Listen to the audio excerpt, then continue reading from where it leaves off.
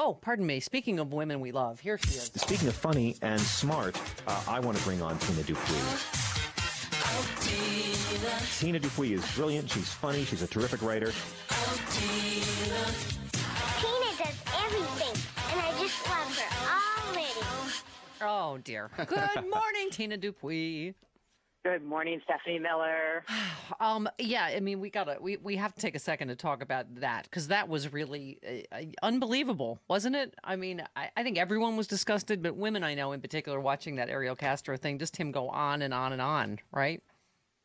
No, I think it was good in the way that now we can compare other people who deny sexual abuse, who deny that, who use this like ridiculous, I'm like an alcoholic, that like, I think that it's good to see someone completely make things up, and so we can kind of have a comparison for the next time. Because this, the last caller was absolutely right.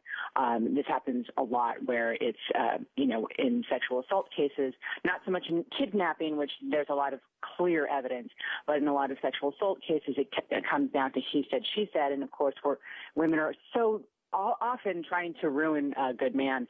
And so now that we kind of have that out there, and we can see someone who's just a complete psychopath, and how those people speak and the excuses they use, I think it's frankly good for the next victim. Yep. I really do. Yep. Well, I mean, an interesting your piece this week, because obviously a lot of people, were saying that was slut shaming. I mean, he literally was blaming them, and they had partners before me, and the sex was consensual at a certain point. I mean, anyway. But your piece, it's interesting. It's a really interesting take. You start by saying you've heard the term slut shaming. It's a tactic used by those fighting to repeal the 20th century. But you say what never gets called out, despite the exact same playbook, is poor shaming. And it's a really good point and way of putting it, that's what the Republicans have been doing for a long time, before the 47% comments, right? That's right. I mean, it basically boils down to you're poor because you're not good. Right. And it becomes a morality issue that, especially in this country where Christianity is conflated with the prosperity gospel, that, God's riches are quite literally riches, and people who are poor, therefore, are not shined upon. And so if you are poor, it's because, you're lazy, you're not doing something right. And the reality is we have 48 million people living in poverty in this country. Mm-hmm. There are only 34 million Canadians in this world.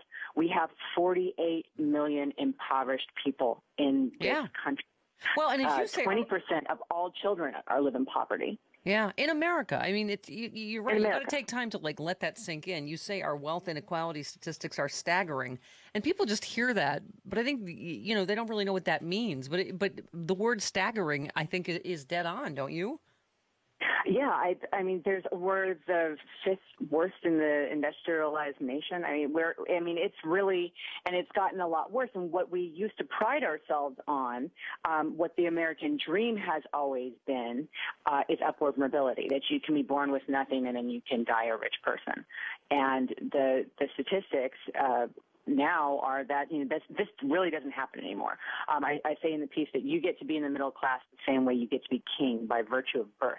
Yeah. We just don't move anymore. We stay where we are born. And what's sad is you say, how have we resolved these sobering numbers? By kicking the downtrodden. And I love you say, sure, we believe in upward mobility more than Europeans do. We also believe humans domesticated dinosaurs for transportation more than Europeans do. Mm-hmm. It doesn't make it true. Poor shaming is the notion that people are destitute because we haven't sufficiently stigmatized their misfortune enough. Leave it to Republicans to have the courage to kick Americans because they're down. And that's exactly what they just did again, right, on the farm bill, on food stamps. Absolutely. Well, they tell poor people to get a job, and then they have a job, and they go, well, they have a job, and they say they can't feed their family, and they can't pay their rent on that job. And then Republicans say, you should get a better job. And it's like, no. You are moving the goalposts. These people are doing the right thing. They're doing what they're told to do, which is working. Yep. They have a job, and they are still impoverished. They are still on food stamps. They still can't make ends meet, they are doing the right things. As we see these people in fast food forward and the strikes that have been happening around the country with fast food workers, the disdain that we hear for these people, that, you know, these are really teenagers and like they're losers and they need to get a better job and they're on the, and we don't want poverty to be comfortable. We don't want entry-level positions to be comfortable. And it's like, okay, these are the good guys out there. They're the ones who are showing up every day at a degrading job that doesn't pay them well, that there is really no future in, and they're going there despite the demoralization of their job, and they're doing what everyone has always told them to, which is work for a living, and they're not getting the living part. You know, look at it, even these new jobs numbers. We added 162,000 jobs in July. You know, the unemployment rate dipped from 7.6 to 7.4, the lowest point since December 2008. But to your point, Americans are also working fewer hours and their pay dipped. So like you say, even though more people are working, they're working harder, you know, we still have this basic inequality. Right. And it's not that like corporations are struggling, right? It's not like McDonald's can't afford to actually pay their workers decently. It's not like the Walmart heirs are trying to live on a budget. You know, the fact of the matter is that there are people making a lot of money, and the 1% as they're called, but it's actually even a smaller fraction of that, are doing very, very well. And the recession has been over for them for several years. But it's the poor people, middle class, the rest of us that are struggling, trying to just, you know, have the basics, like food, health care. You know, that was the thing with McDonald's giving out this budget. It's like, okay, well, if you work at McDonald's and also have a second job, then and pay $20 for health insurance. I don't know about you, Stephanie, but I have to pay $30 just to see a doctor, and I have health insurance. Right. You know, then. And the problem is not that you make $7.25 an hour. The problem is that you don't budget right, and that's why you don't have any money. Well, and you know, you make and it all comes down to shaming the poor. If we can degrade these people and we can say that there is something defective about them, then, you know, maybe we can if we can marginalize these people, then maybe they won't ask their country for something more. Right. That's what you say. The aim of poor shaming is to get the marginalized to fight over scraps instead of demanding more from their country. Tax cuts are government handouts to the wealthy. For some reason, that's an entitlement Republicans are okay with. Poor people are greedy when they want a living wage. So, I mean, and you recap. So let's recap. Poor shamers are anti-union, anti-living wage, anti-social safety net, and that's just anti-American.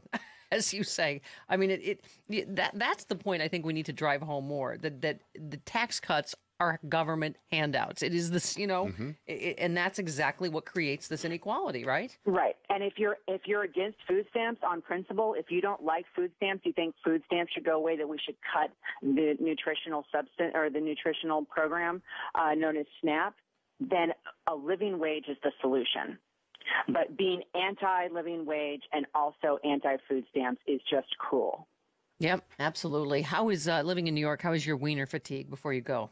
Oh my God. I made a goal, Stephanie, to not tweet about him. Yeah. And I've gone like 5 days and I'm feeling good. Good. You are feeling plucky. Plucky. Good for you. Good for you. You are a non-slut bag, obviously. And,